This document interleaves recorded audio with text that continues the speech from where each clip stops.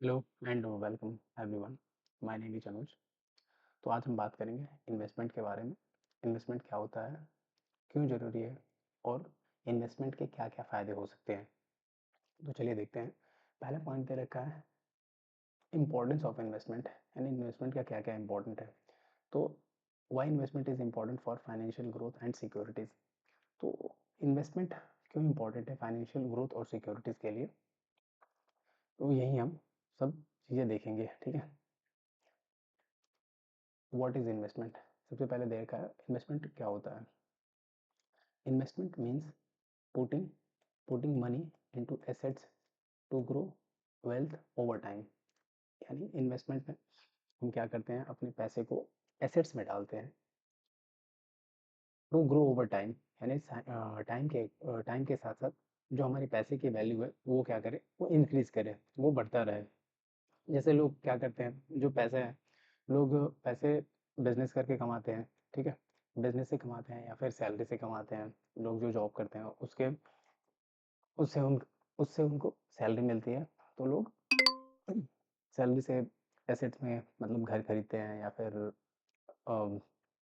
Plot खरीदते हैं या फिर कोई एसेट्स खरीदते हैं, जैसे कि आपका म्यूचुअल फंड हो गया या फिर स्टॉक्स हो गया, उसमें लोग इन्वेस्ट करते हैं। तो टाइम के अकॉर्डिंग क्या होता है, टाइम के साथ साथ उनकी जो पैसे की वैल्यू है वो क्या होता है, इंक्रीज होता रहता है। तो उसी को हम क्या बोलते हैं, इन्वेस्टमेंट बोलते हैं। इन्वेस्टमेंट में भी एक पोअर माइंडसेट है। ठीक है, इन्वेस्टमेंट में जो पहला है वो एक पोअर माइंडसेट है। पोअर माइंडसेट में क्या होता है कि जैसे सैलरी आए, पैसे आए, तो उसको हमने इनकम बोला। सैलरी आई तो हम बोलते हैं उसको इनकम। ठीक है, और इनकम में से क्या हुआ, जैसे सैलरी आई तो हमने एक्सपेंस कर दिया जो भी घर के खर्चे हैं, जैसे इलेक्ट्रिक बिल हो गया, आपका रूम रेंट हो गया, घर के राशन हो गए, तो हमने एक्सपेंस कर दिया। और जो भी होगी चीज़ें, जैसे बाहर जाके खाना खा लिया, कहीं मूवी देखने गए, कहीं पार्टी कर लिया, तो उस वो सब, ये सब चीज़ें क्या है, एक्सपेंस है। ठीक है, तो इसमें कुछ हैं एसेंशियल एक्सपेंसेस होती है, जैसे रूम रेंट हो गया, इलेक्ट्रिक बिल हो गया, घर के राशन हो गया, ये एसेंशियल हो गया। नॉन नॉन एसेंशियल में जैसे आ जाएगा आपका पार्टी हो गया, कहीं घूमने चले गए, तो ये नॉन एसेंशियल है बट वो भी ज़रूरी है। तो हम ये बात करते हैं इनकम माइनस एक्सपेंस, यानी आपका जो भी इनकम आया उसमें से एक्सपेंस कर दिया, इज इक्वल टू इन्वेस्टमेंट। तो इसमें क्या है, और माइंडसेट में क्या है कि चांसेस हैं कि आपका इन्वेस्टमेंट हो भी सकता है, नहीं भी हो सकता है, क्योंकि आपने पहले क्या करा, एक्सपेंस कर दिया, पहले पूरी खर्च कर दी। तो इसमें चांसेस हैं कि पैसा आपका पूरा खर्च भी हो सकता है। तो ये हम बोलेंगे पोअर माइंडसेट, ये एक पोअर माइंडसेट है इन्वेस्टमेंट का। ठीक है, नेक्स्ट देखते हैं रिच माइंडसेट। रिच माइंडसेट क्या होता है, जो भी पैसे आते हैं, सबसे पहले जो सैलरी आती है सैलरी आती है या फिर कहीं से भी पैसे आते हैं, बिजनेस से भी, तो वो क्या करता है, पहले इन्वेस्टमेंट करता है। फर्स्ट प्रायोरिटी किसको देता है, इन्वेस्टमेंट को देता है।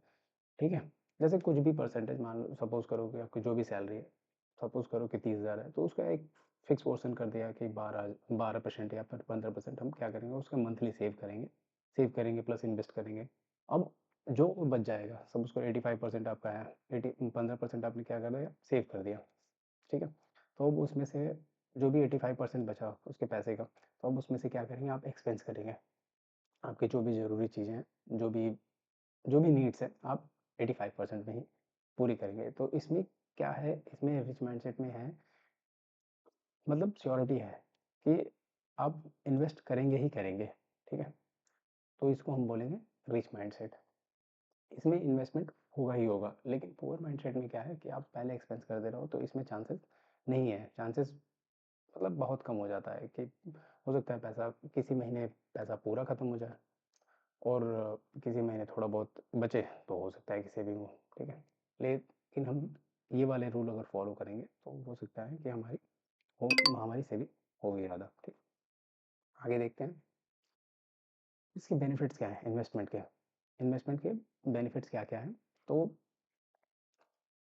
फर्स्ट, क्रिएशन ऑफ वेल्थ, यानी आप जब इन्वेस्टमेंट करेंगे तो वेल्थ क्रिएट होगा। ठीक है, वेल्थ क्रिएट होगा।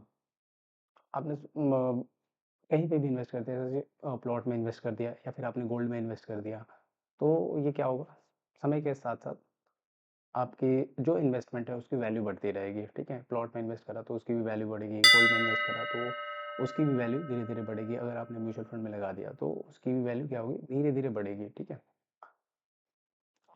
अ, दूसरा पॉइंट दे रखा है बीटिंग ऑफ इन्फ्लेशंस, ठीक है? दूसरा पॉइंट दे रखा है बीट्स ऑफ इन्फ्लेशन। इन्फ्लेशन क्या होता है? इन्फ्लेशन यानी महँगाई दर, ठीक है? यानी समय के साथ-साथ क्या होता है, महँगाई भी बढ़ते रहता है, ठीक है? जैसे अगर हम दूध की कीमत की बात करें तो प्राइस की बात करें तो पहले 2015 में 2010 में ये प्राइस बहुत कम था, लेकिन आज हम देखते हैं कि जो दूध की प्राइस है वो आपके पहुंच गया है 70 रुपये, 70 रुपये लीटर पहुंच गया है, ठीक है? यानी 70 रुपये लीटर पहुंच गया है, ठीक है? ये 70 रुपये लीटर लीटर तक पहुंच गया है। तो ये क्या होता है, पहले दूध के प्राइस कम हुआ करते थे, अभी पेट्रोल का भी प्राइस बढ़ गया है। हर चीज़ की प्राइस क्या होता है, समय के साथ साथ बढ़ता रहता है, तो उसी को हम क्या बोलते हैं, इन्फ्लेशन बोलते हैं, ठीक है? तो जब आप इन्वेस्टमेंट करते हैं तो इन्फ्लेशन को भी बीट करना ज़रूरी होता है, तो आपका इन्वेस्टमेंट इन्फ्लेशन को भी बीट करता रहता है, ठीक है? अब डिपेंड करता है कि आप कैसे फॉर्म में इन्वेस्ट करा हुआ है, तो इन्फ्लेशन को बीट करेगा, अदरवाइज़ बहुत सारी चीज़ें बहुत ऐसे हैं कि इन्फ्लेशन को बीट नहीं कर पाएगा लॉन्ग टर्म में, ठीक? दूसरा देख रखा फाइनेंशियल सिक्योरिटीज़। अगर आप इन्वेस्टमेंट करते हैं तो फाइनेंशियल सिक्योरिटीज़ भी आपको होती है। आपको फाइनेंशियल सिक्योरिटीज़ मिलती रहती है कि आप अपना डिसीजन खुद ले सकते हैं, ठीक है? पैसिव इनकम, अगर आप इन्वेस्टमेंट करते हैं तो आपको पैसिव इनकम के फॉर्म में भी पैसे आते रहते हैं, ठीक है? जैसे अगर आपने म्यूचुअल फंड में इन्वेस्ट कर दिया तो उसमें डिविडेंड भी मिलते हैं, ठीक है? बहुत सारे स्टॉक्स हैं कि अगर आप उस स्टॉक्स में लगाए हुए हैं, उस पर्टिकुलर स्टॉक में लगा रखे हैं, तो आपको डिविडेंड मिलता रहता है। डिविडेंड क्वार्टरली मिलता है, एनुअली मिलता है, हाफ ईयरली मिलता है। तो हर हर जो कंपनी है उसकी पॉलिसी अलग-अलग है, तो वो डिपेंड करता है कि आपने कैसे स्टॉक्स में लगा रखा है, कैसे म्यूचुअल फंड में लगा रखा है, वो कब-कब डिविडेंड देती है। जब डिविडेंड आएगा तो उसको हम क्या बोलेंगे, पैसिव इनकम बोलेंगे। सपोज़ करिए आपने कोई प्लॉट खरीद करके उस पे एक बिल्डिंग बना दी, उस बिल्डिंग को आपने रेंट पर दे दिया, ठीक है? उस घर को आपको रेंट रेंट पे दे दिया, तो उससे भी क्या होगा, आपका जो इनकम आएगा वो भी क्या होता है, पैसिव इनकम होता है, ठीक है? यानी आप हर मंथली कुछ ना कुछ आपको आ रहा है, तो बिना काम करे, तो उसको हम बोलेंगे पैसिव इनकम, ठीक है? नेक्स्ट देखते हैं पावर ऑफ कंपाउंडिंग, ठीक है? ये ज़रूरी होता है कि आपका पैसा क्या हो समय के साथ-साथ ग्रो हो, तो उसी को जब ग्रो होता है तो उसी को हम बोलते हैं पावर ऑफ कंपाउंडिंग, ठीक है? स्मॉल इन्वेस्टमेंट, देखो ये लिखा रखा है small investment made early can grow into large wealth over time, ठीक है? यानी छोटा-सा इन्वेस्टमेंट भी बड़े इन्वेस्टमेंट में चेंज हो सकता है, बदल सकता है, बड़े वेल्थ में बदल सकता है ओवर टाइम, यानी समय के साथ साथ, ठीक है? ओवर टाइम समय के साथ साथ वो क्या होगा, आपका छोटा सा भी इन्वेस्टमेंट क्या हो सकता है, बहुत बड़ा हो सकता है, ठीक है? समय के साथ साथ, तो उसी को हम बोलते हैं पावर ऑफ कंपाउंडिंग, ठीक है? तो उसी को हम बोल देते हैं पावर ऑफ कंपाउंडिंग। जैसे आपने छोटा से ही स्टार्ट किया, जैसे सपोज करिए 500 या 1000 रुपये से आपने म्यूचुअल फंड में इन्वेस्ट करना स्टार्ट किया। म्यूचुअल फंड में हम इन्वेस्ट करते हैं, मंथली इन्वेस्ट करते हैं, तो उसमें आपने 1000 रुपये से स्टार्ट किया, ठीक है? सपोज़ करिए 1000 रुपये से स्टार्ट किया आपने, तो अब हर महीने डाले जा रहे हैं, मतलब 10 साल के लिए, 20 साल के लिए डाले जा रहे हैं, तो ये आपका इन्वेस्टमेंट जो होगा वो लॉन्ग टर्म में बहुत बड़ा हो जाएगा, ठीक है? तो आप 1000 रुपये से भी स्टार्ट कर सकते हो, 2000 से भी कर सकते हो, ठीक है? उसके लिए सपोज़ करिए, हाँ, आपने 2000 से भी स्टार्ट कर सकते हो। अगर चाहो तो आप 500 से भी स्टार्ट कर सकते हो, तो स्टार्ट करना ज़रूरी है, ठीक है? स्मॉल देर का छोटा सा भी इन्वेस्टमेंट आपका लॉन्ग टर्म में, मतलब ओवर टाइम आपका बड़ा हो सकता है, ठीक है? अब टाइप्स ऑफ इन्वेस्टमेंट ये दे रखा है कि इन्वेस्टमेंट के टाइप्स क्या हैं, ठीक है? तो इसमें आप आप म्यूचुअल फंड में कर सकते हो, जैसे मैंने बताया, आप स्टॉक्स में कर सकते हो, ठीक है? और गोल्ड में कर सकते हो आप, फिर फिक्स्ड डिपॉजिट में कर सकते हो, फिर रियल एस्टेट में कर सकते हो। तो ये टाइप्स हो गए, आप इन्वेस्ट कहाँ-कहाँ इन्वेस्ट कर सकते हो, ठीक है? तो ये सारे टाइप्स हो गए आपके इन्वेस्टमेंट के, ठीक है? नेक्स्ट देखते हैं, लिखा हुआ है व्हाई स्टार्ट्स अर्ली, यानी हमें जल्दी क्यों शुरू करना चाहिए, हमें जल्दी क्यों शुरू करना चाहिए?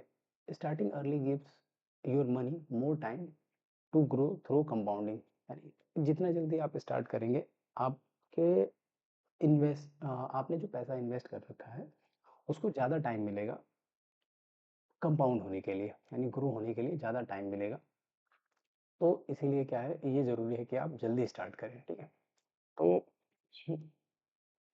मतलब जितना जल्दी स्टार्ट करेंगे, आपके पैसे को उतना ज़्यादा टाइम मिलेगा ग्रो होने के लिए। तो इसीलिए ये ज़रूरी है कि आप जितना जल्दी स्टार्ट कर सकें, ठीक है? लेकिन जल्दी, अगर ऐसा भी है कि अगर आप आज स्टार्ट करते हैं तो उसको 10 साल, 15 साल, 20 साल के लिए अगर आप छोड़ते हैं, उस पैसे को इन्वेस्ट करते रहते हैं, तो कंपाउंडिंग का आपको बेनिफिट मिलेगा।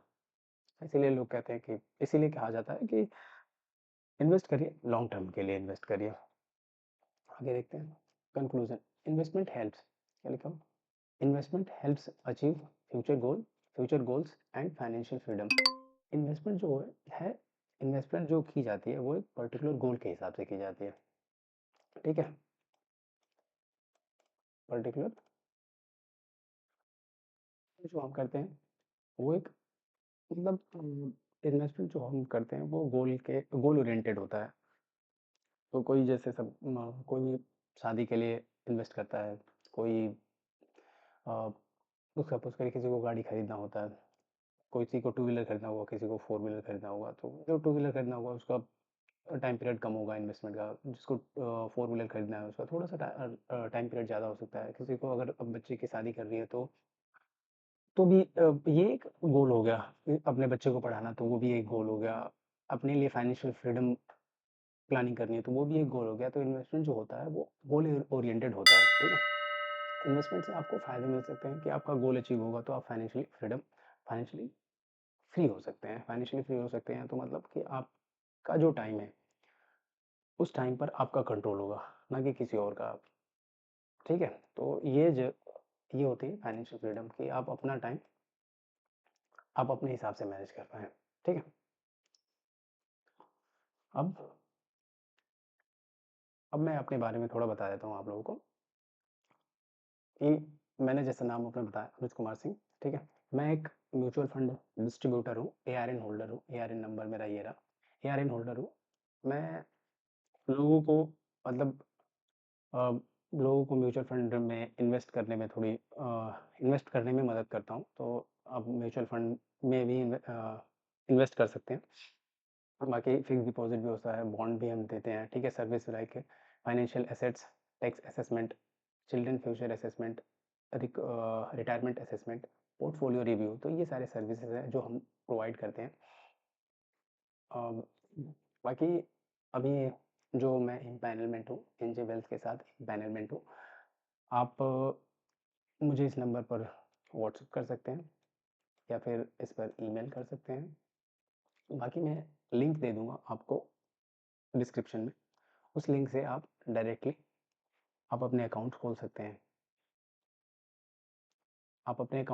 हैं। बाकी अगर कोई क्वेरी होती है तो आप मुझे कॉल करिए, और बाकी अगर कुछ डाउट्स हैं तो आप मुझे कमेंट सेक्शन में पूछ सकते हैं। बाकी अगर अगर कुछ भी डाउट है आपको तो मुझे कॉल करिए या फिर मेल करिए, मैं आपको ज़रूर रिस्पॉन्ड करूँगा, ज़रूर रिस्पॉन्स दूँगा।